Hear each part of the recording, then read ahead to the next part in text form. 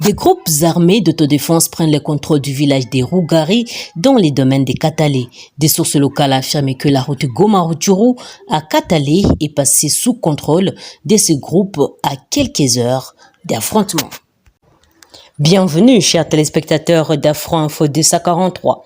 Les combats en cours ont coupé les routes principales des Goma vers l'ouest et le nord, isolant les populations de l'aide humanitaire à Walikale, Massissi, Mweso et Lubero, constate le programme alimentaire mondial.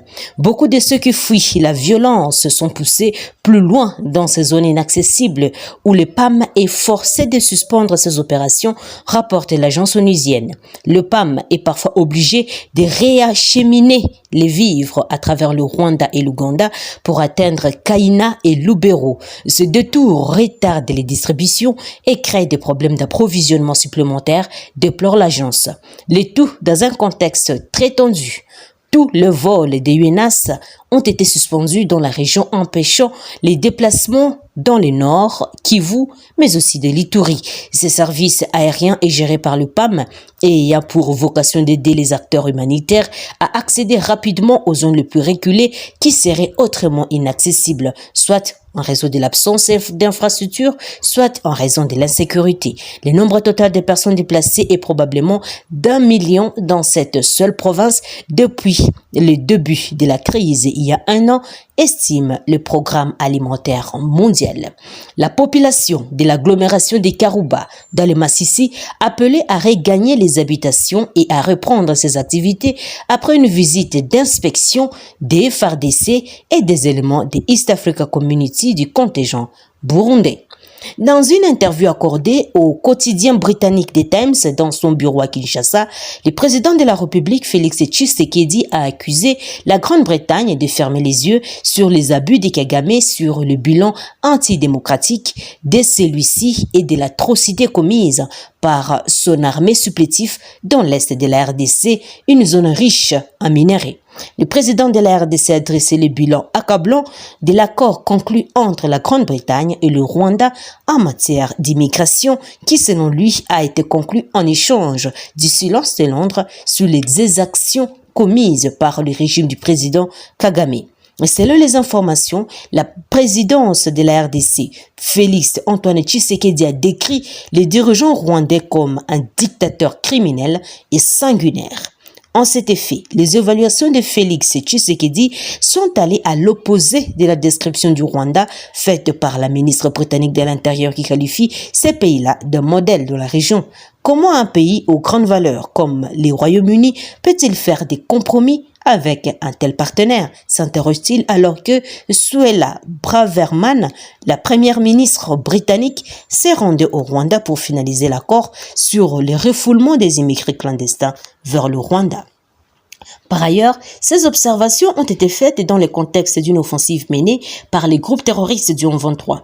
À cet effet, il a rappelé que les Nations Unies affirmaient que ce groupe était lié au Rwanda et qu'il a pris le contrôle de plusieurs territoires à l'est de la RDC, menaçant de déclencher une guerre totale entre les deux pays voisins, et sur la base des mêmes divisions ethniques qui ont conduit au génocide rwandais en 1994.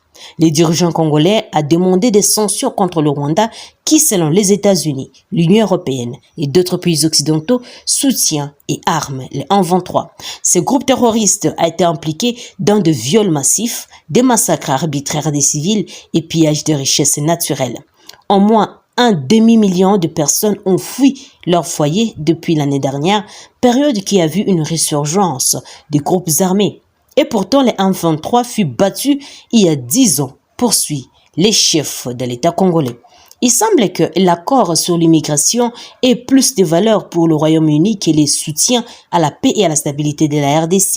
Et c'est plaît le président Félix Tshisekedi en rappelant que le président rwandais Paul Kagame a nié tout lien avec le M23 qui prétend protéger les Tutsis congolais des Hutus qui ont traversé en RDC après les génocides que les Hutus ont commis en seulement 100 jours en 1994. Aussi rappelle-t-il que le 23 mars 2009, le Congrès national pour la défense du peuple avait signé un accord de paix avec le gouvernement de la RDC. Le 1-23 a été formé en avril 2012 lorsque près de 3000 soldats ont fait défection contre le gouvernement de la RDC, invoquant les mauvaises conditions au sein de l'armée et le refus du gouvernement congolais de mettre en œuvre l'accord de paix de 2009.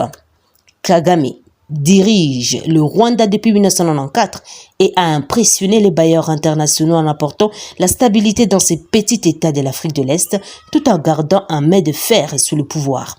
En 2015, la constitution du Rwanda a été modifiée, permettant ainsi à Kagame de rester au pouvoir jusqu'en 2034. Il a remporté la dernière élection présidentielle en 2017 avec 98% de voix. Selon les résultats officiels, expose le président Tshisekedi, ce qui l'importune de plus, ce sont des allégations de Braveman lorsqu'elle a confié qu'elle ferait part de ses préoccupations en privé à Kagame, mais a ajouté que les attitudes négatives à l'égard du Rwanda étaient fondées sur les mythes. Cependant, les rapports du groupe d'experts des Nations Unies sur la RDC produits au cours de 2 décennies ont impliqué le Rwanda dans les contrebandes de minerais et de métaux précieux provenant du chaos qui règne dans l'est du Congo. Et ces ressources se retrouvent sur le marché international comme l'or et les colombo-tantalites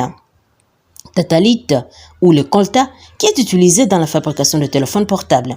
Le Trésor américain a récemment indiqué que plus de 90% de l'or de la République démocratique du Congo est acheminé en contrebande vers les États régionaux dont le Rwanda qui dispose pas de ressources naturelles significatives, dénonce-t-il en signalant en même temps que cet or est raffiné au Rwanda et exporté vers les marchés internationaux. Terminons par cette nouvelle. 2 terroristes ADF MTM ont été neutralisés le lundi 20 mars 2023 par les forces armées de la République démocratique du Congo dans les territoires de Beni au Nord Kivu. Et ces assaillants ont été neutralisés le long des rivières Nzelube et Lusulubi. D'après le capitaine Anthony Mwalushai, qui est le porte-parole secteur opérationnel Sokola 1 Grand Nord, qui a livré cette information, ces assaillants étaient à la recherche de la nourriture. Vu la disette qui les frappe, les 2 terroristes ADF MTM ont été neutralisés lors d'un affrontement entre l'armée régulière et ces djihadistes dans les secteurs de Rwenzori, dans les territoires des Béni. Ces terroristes étaient à la recherche de quoi se nourrir dans les champs abandonnés par la paisible population, écrit le capitaine Anthony Mwalushai dans une dépêche parvenue à Politico.cd. Dans ces mêmes registres, notre source affirme que notre terroriste ADF a été maîtrisé à Kiavinyonge par les 2 jeunes braves. Ce terroriste est un sujet ougandais. Il avait été abandonné par ses compagnons lors de la dernière incursion. Et dans la localité de Kiavinyonge, par contre, les FARDC avec l'aide de la jeunesse, ont capturé Djad Abdul, qui est le terroriste ADF MTM des nationalités ougandaises. Ce djihadiste a été abandonné par les siens lors de leur incursion dans la localité de Ngouli dans la nuit du 18 mars dernier, a-t-il ajouté. Chers téléspectateurs d'Afro Info 243, c'est par ici que nous mettons un point final à notre émission. Merci à vous de nous avoir suivis. Je suis Santi Chisenga, depuis la province de l'Ituri, pour Afro Info 243. Au revoir.